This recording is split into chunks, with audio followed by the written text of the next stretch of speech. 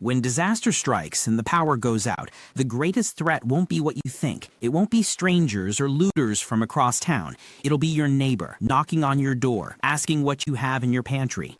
In the next few minutes, you'll discover the 6 everyday items sitting in your home right now that could make you a target in a crisis.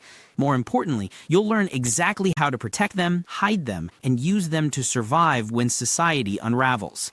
Miss any of these, and you could lose everything overnight. Welcome to Food Decider, where we prepare you for the unexpected. If you want to stay ahead of the chaos and protect what matters most, hit that like button and subscribe, because the knowledge in this video could save your life. Let's start with the most critical resource on Earth. You can survive weeks without food, but only 3 days without this. After 72 hours, your body begins shutting down. Your organs fail. Your mind clouds. You collapse. I'm talking about clean drinking water. And when society crumbles, it becomes the #1 item people will kill for. Here's what most people don't understand.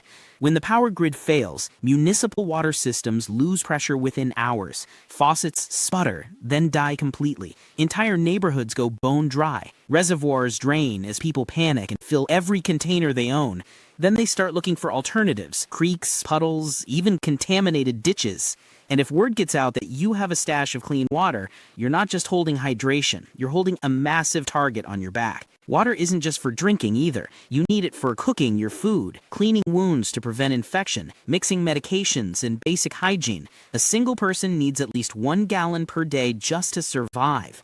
For a family of 4, that's 28 gallons every single week, minimum. Your supply depletes faster than you can imagine. So, how do you protect it? First, never keep all your water in one place. Spread it out. Some in your home, some in a shed, maybe even some buried in your yard in sealed containers. If someone finds part of your stash, they won't get it all. Second, avoid flashy, recognizable water barrels. Use old juice bottles or soda containers that blend in and don't scream "emergency supplies." Third, set up rainwater collection system, but keep it out of sight from the street. Learn purification methods like boiling, filtering, or using purification tablets, so you can make any water source safe. And here's the most important rule: keep your mouth shut. Don't discuss your water supply with anyone. Casual conversations today become maps to your door tomorrow when people are desperate. Now let's talk about something most people completely overlook. You can stockpile all the canned goods and dried beans you want, but without this, you're just staring at a pile of useless calories. I'm talking about cooking fuel. Propane, butane, charcoal, dry firewood. These will become more valuable than gold, because food is worthless if you can't cook it. Here's the problem with fuel. It's loud. The smell of cooking travels on the wind. Smoke can be seen from miles away.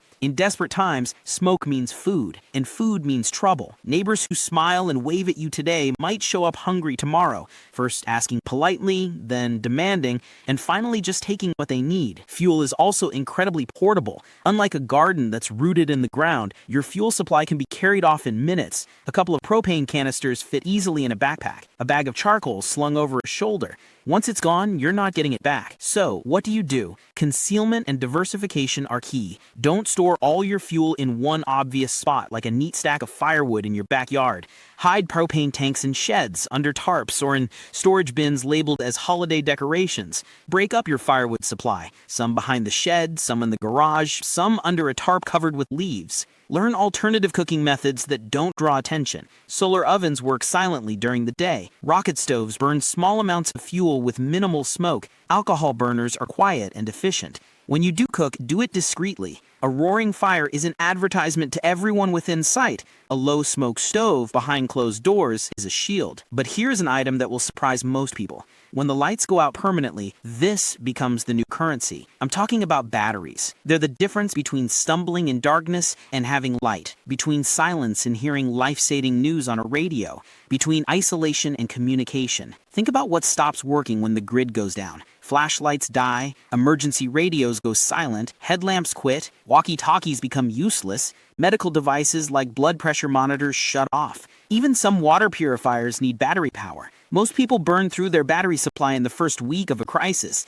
Then they start looking around for more. And guess what? Batteries are small, portable, and incredibly easy to steal. A neighbor who would never dream of taking from you in normal times might pocket a pack of batteries when their kids are crying in the dark. They'll justify it in their mind as survival, as keeping their family safe, and you'll never even know until you go to use them and they're gone. one. Protection is critical. Never keep all your batteries in one place. Split them into several hidden spots throughout your property. Use decoy containers. Put a few dead batteries on top of a container with the real ones hidden underneath. For long-term storage, seal batteries in Mylar bags with silica gel packs to keep moisture out and extend their lifespan.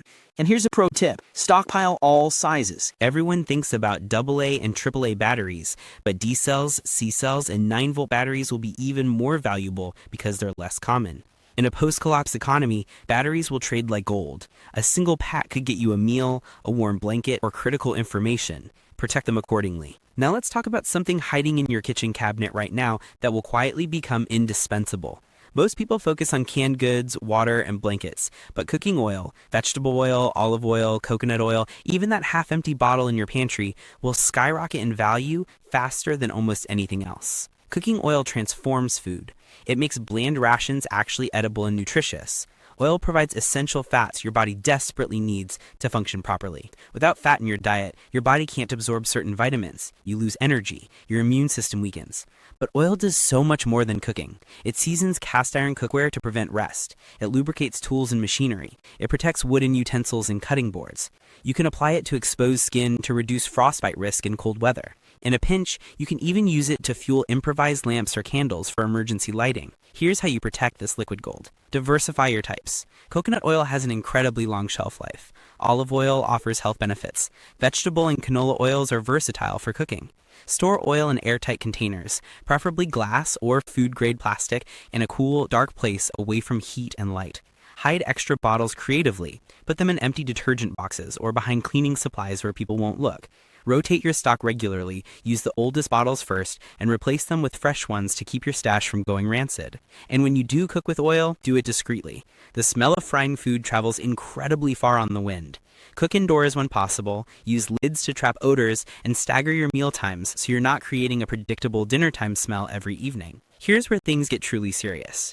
When collapse hits, this next item causes immediate, widespread panic. I'm talking about medications. Prescription drugs like insulin for diabetics, blood pressure pills, asthma inhalers, and antibiotics will become absolutely priceless. Even over-the-counter pain relievers and allergy medications will feel like gold to people who need them. Modern society is completely dependent on pharmaceuticals. Millions of people rely on daily medications just to function normally. Without regular refills, life-threatening conditions spiral out of control fast. A diabetic without insulin faces a death sentence. Someone with severe asthma without an inhaler suffocates during an attack. Minor injuries and infections that would normally be treated easily become major, life-threatening emergencies. Desperation turns good people into threats. Someone who would never hurt you under normal circumstances might do unthinkable things to save their child or spouse. Medications create that level of desperation. So how do you build and protect a medical supply? Quietly build a surplus while you still can. Order prescription refills as early as your insurance allows. Switch to 90-day mail order prescriptions when possible. Work with your doctor to get emergency backup supplies, explaining you want them for disaster preparedness. For storage, keep medications in a cool, dry, dark place. Heat, humidity, and light degrade most drugs quickly. For temperature-sensitive medications like insulin, invest in solar-powered mini-fridges, high-quality insulated coolers, or learn about clay pot cooling systems that work without electricity. If you ever need to barter medications, never reveal the full extent of your supply. Present small amounts at a time to make it seem like you barely have enough for yourself. Hide your main supply in unmarked containers, inside sealed bags, buried in rice bins, or tucked into hollowed-out books on a bookshelf. Medications will literally determine who holds power in a collapsed society. Your supply could save lives, including your own. Guard it like the treasure it is. Now here's an item that almost never appears on survival lists, but it will become one of the most valuable and versatile things you own. I'm talking about salt.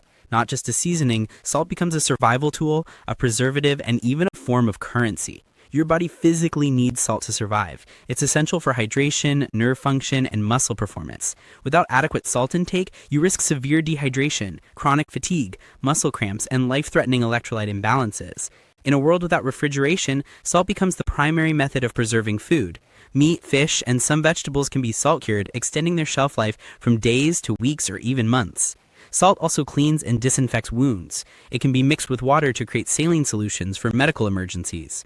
In cold climates, salt melts ice and prevents dangerous ice formation on walkways. And of course, it transforms bland survival rations into something actually edible, which is crucial for morale when times are tough. Protecting your salt stash requires strategy.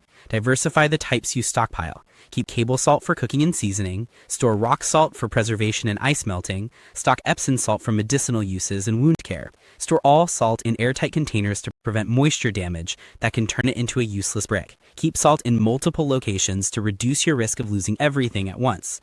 If you need to barter with salt, do it in small amounts. Never reveal how much you have. A little salt goes a long way, and showing off a large supply makes you a target. Now let's talk about long-term survival beyond the immediate crisis.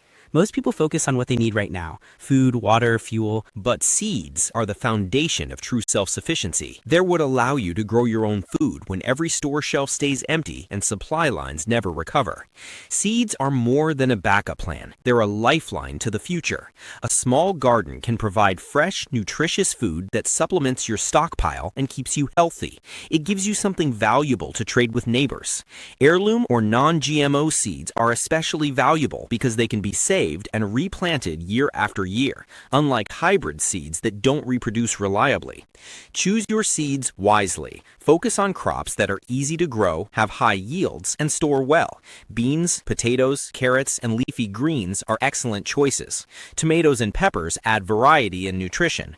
Store seeds properly in airtight containers with silica gel packs in a cool, dark place. Hide them in plain sight inside a labeled box of old papers or other inconspicuous locations. Here's the critical part. Start gardening now, not later. Learn to grow food while resources and information are still available. Practice saving seeds from your harvest.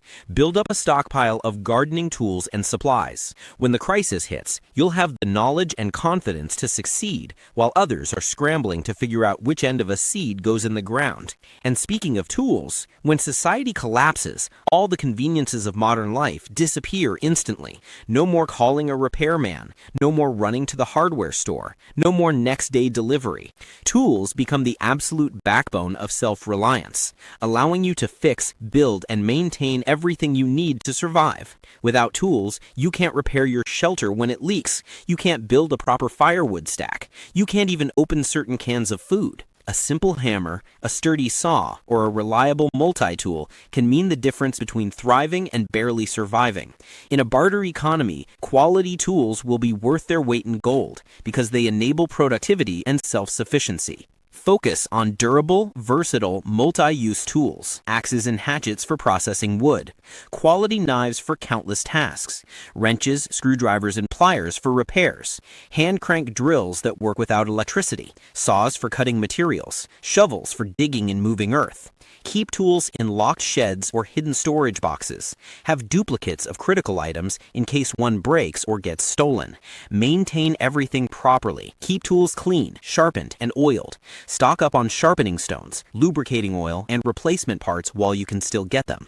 Tools aren't just objects sitting in your garage. They're opportunities. They give you the ability to adapt to changing situations, create what you need, and thrive instead of just surviving. Now, here's the ultimate truth about all of these supplies. Having them means nothing if everyone knows you have them. In a collapse, the greatest danger isn't running out of resources, it's exposure. Once people know you're well-stocked, you become target number one. The key to survival isn't just stockpiling, it's keeping a low profile and staying invisible.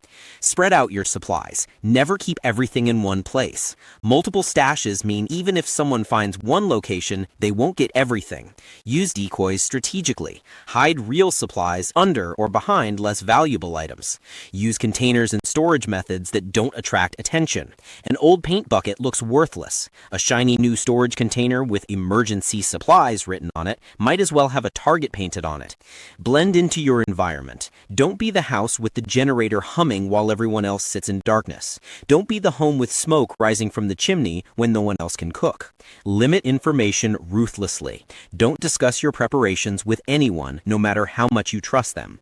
Casual conversations in good times become dangerous intelligence in bad times. When you cook or use supplies, minimize everything that could draw attention. Odors travel on the wind. Light can be seen through windows from blocks away. Noise carries farther than you think. Be strategic about when and how you use your resources. If you need to trade or barter, do it with extreme caution. Never reveal the full extent of what you have. Trade in small amounts from a limited selection. Make it seem like you're trading the last of something precious, not pulling from an abundant stockpile. Keep all transactions as discreet as possible. The mindset matters just as much as the supplies. Survival isn't just about having the right items. It's about adaptability, resourcefulness, and constant vigilance. Your ability to protect your supplies, use them wisely, and stay ahead of threats will determine whether you thrive or become another victim of the chaos. Practice everything now while the stakes are low. Learn water purification techniques. Master alternative cooking methods. Start a garden and learn from your mistakes. Practice basic tool maintenance. Study basic medical care. Test all your systems and rotate your stock regularly. Build relationships carefully, but remember that discretion is always essential. In a world turned upside down, these everyday items become lifelines, currencies, and shields. Water, fuel, batteries, oil, medications, salt, seeds, and tools. These essentials will determine who thrives and who struggles when everything falls apart. Protect them with constant vigilance, use them wisely, and above all, keep a low profile. Your survival depends not just on what you have, but on how well you guard it. Remember, in a collapse, it's not just about what you have, it's about who knows you have it. Guard these essentials like your life depends on them, because it does. Drop a comment below with which items surprised you most, and don't forget to subscribe for more survival strategies. Stay prepared, stay safe, and we'll see you in the next one.